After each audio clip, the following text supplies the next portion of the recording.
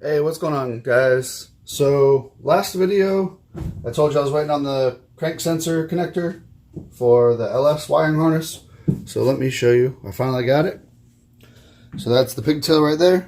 All the pins, your pins, the connector, the insulators, and then the wire relief. So I'm going to show you what it takes to build a connector pigtail today. We're going to get some clear heat shrink, your identifier label, your connector. On this particular connector, I need 3 wires.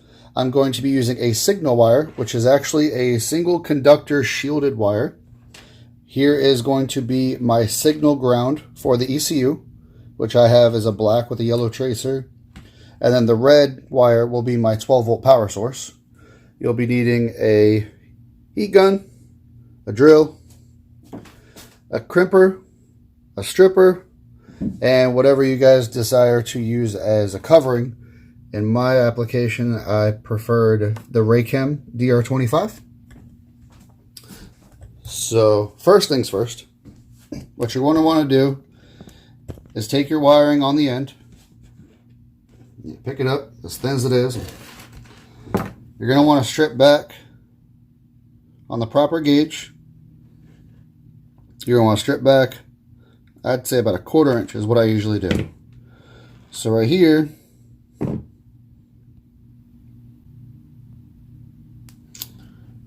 and strip it back. You're going to want to slide your conductor into the connector. Get your crimper. I use the letter E when I'm doing these crimps.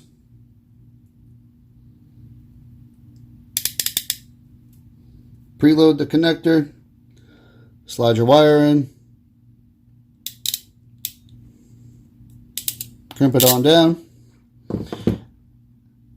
And then you need to take your insulator, slide it down the wire,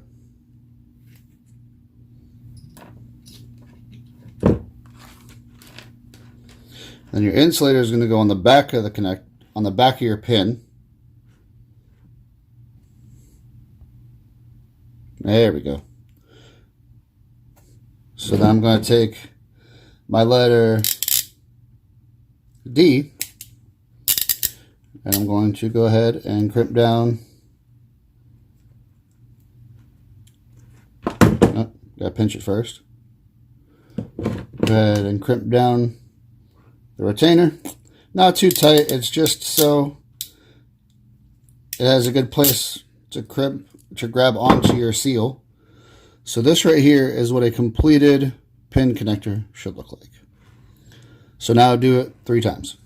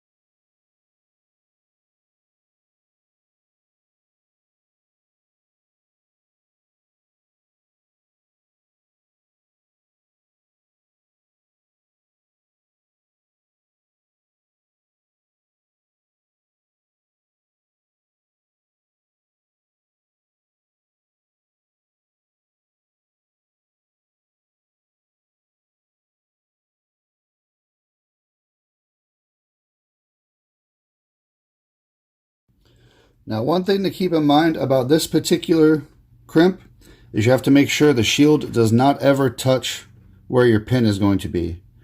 Your pin is going to be your signal to your ECU, and your signal wire gets grounded by the chassis. So you definitely don't want to have any noise interference So you pretty much want to cut it back nice and far away from where you're going to put the pin, and then trim it.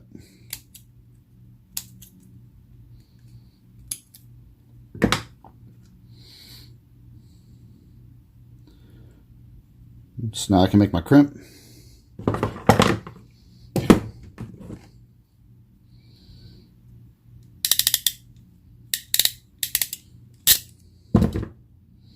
Slide over my insulator.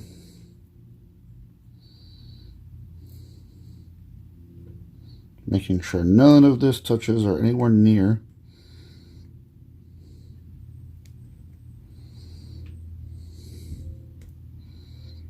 Cool.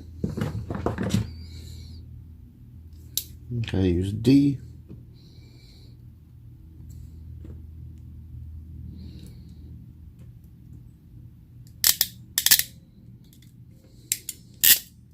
And there we have it. There's your signal. So after your pins are crimped, you're going to head and identify your wiring harness and then go ahead and slide in your pins at their respective pin locations. And then you can take your support clip and it basically just slides right over the 3 and then locks in just like so.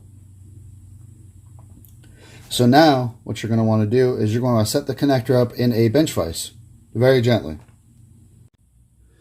So you're going to want to go ahead and set up your connector in your bench vise. You're going to want to grab the wires. We're going to take them all the way to the end, make sure the whole bundle is nice and straight. Loosen up the chuck and the drill.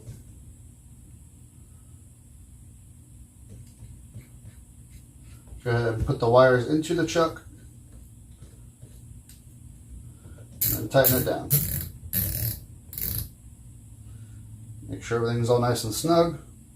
Now, I do it in low speed, but go ahead and start turning your wires.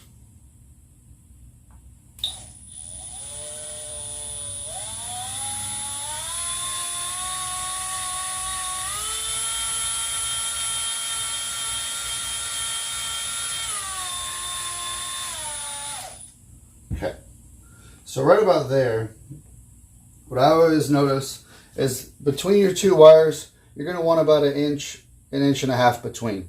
So this to me, I'm happy with. So what I like to do is you like to take your hand, run it down it a few times. It kind of helps the strength itself. That way when you release it, it's not going to just fray apart on you. So right now, it's nice, tightly woven how I like it. I'm going to go ahead and remove the drill off the end. You'll have a little bit of spring back, but it's not usually much. And right about there is where I would like to have it. So now what I'm going to do is I'm going to take the DR25 that I have, slide it over the end, straight down the wire.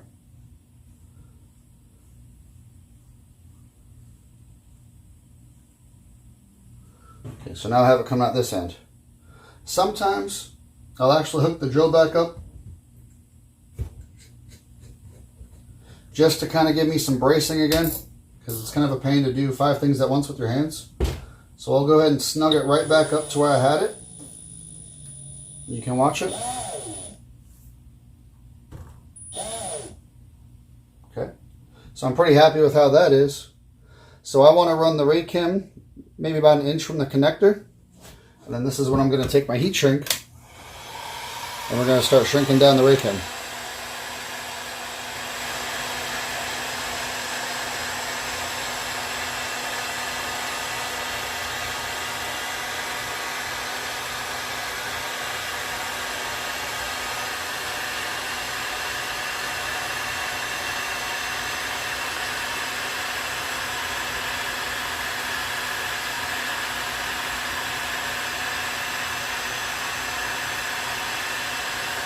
Takes a few times going over it. Got to make sure you go from all different angles.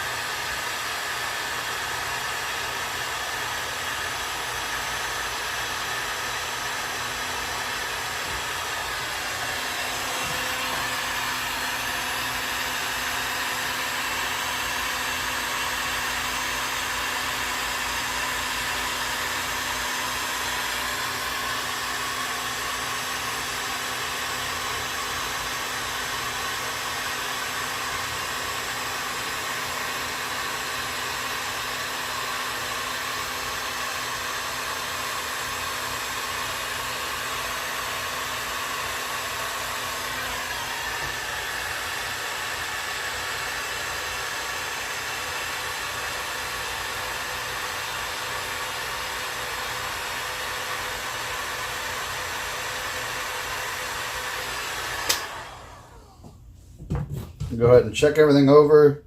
Make sure it's nice and firm up to your wires. Like right here, I feel a nice pocket, so go ahead and apply more heat right here. Make sure the rake cam's nice and shrunk down and recovered.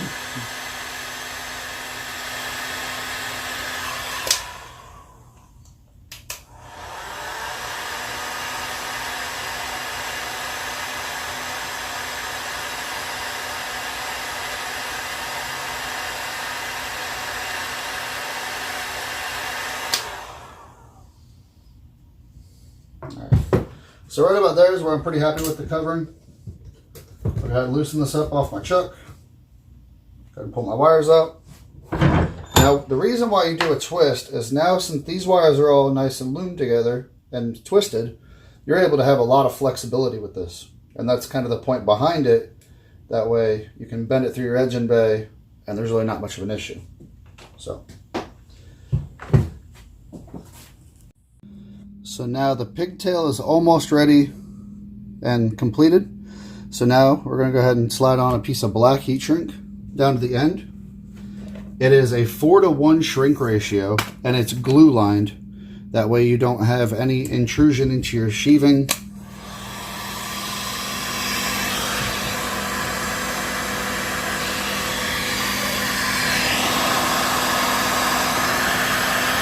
And that's going to give it also a nice, very professional-ish look. That's how all the good people do it. Right. As you can see there, it's nice. And you can see the glue coming out the end, which is perfect. Now, last thing to do to this guy is we're going to go ahead and install our crank label. This is going to basically tell you what sensor this is, just to make it a little bit easier, and it just looks damn cool to do it. So this is actually heat shrink. So you're going to slide this down to basically kind of close to the connector where you can see it. So go ahead and shrink it down.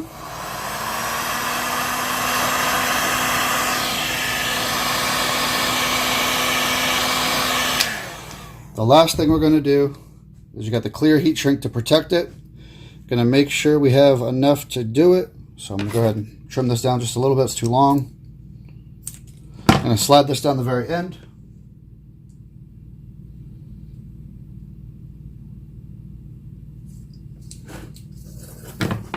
Slide it right over that yellow crank label that we have. Make that right over there. You just want to have a little bit on each end. We'll go ahead and shrink that down now.